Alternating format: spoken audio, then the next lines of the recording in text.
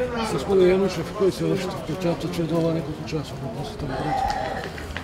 Точно денес сме во посета на Грацко како дел од нашите теренски активности ова лето, вклучително на акцијата продолжување лето за Македонија и продолжуваме на страна тука, почнеме од Грацко, продолжуваме и одиме во посета на општина Чашка.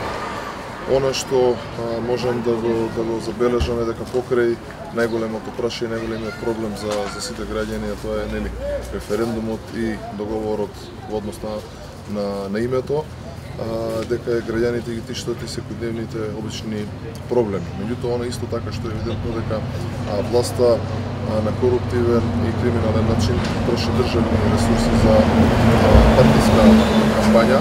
Од друга страна, исто така е се поевидентно зошто референдумското прашање беше поставено всушност со три прашања, а тоа е само со цел за да се избегне да не се разговара и да не се објаснува договорот, туку целосно да се насочат кон објаснување колку Европската унија и НАТО како перспективи се позитивни за Република Македонија и веројатно тоа е и нешто единствено кое што се согласуваме, бидејќи ВМРО-ДПМН како политичка партија секогаш се залагала и ќе се залага и ќе работи за членство во Европската унија и НАТО.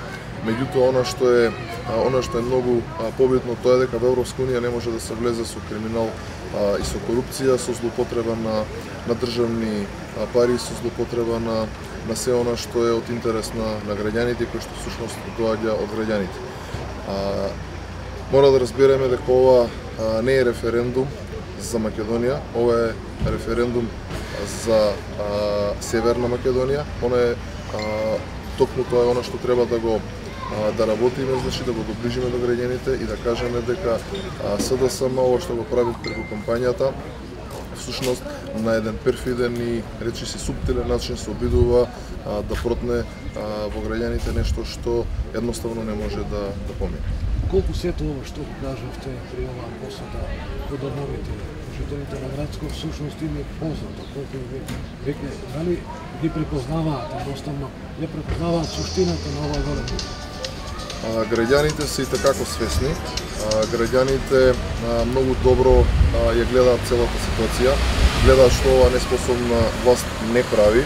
Од друга страна се доста запознаени барем на едно високо ниво во однос на штетниот договор со Грција и мислам дека можам слободно да кажам дека реалноста е таа да граѓаните мислам дека веќе го имаат завземено свој став. Посебно за крај што би им порачале на жителите на Грацко?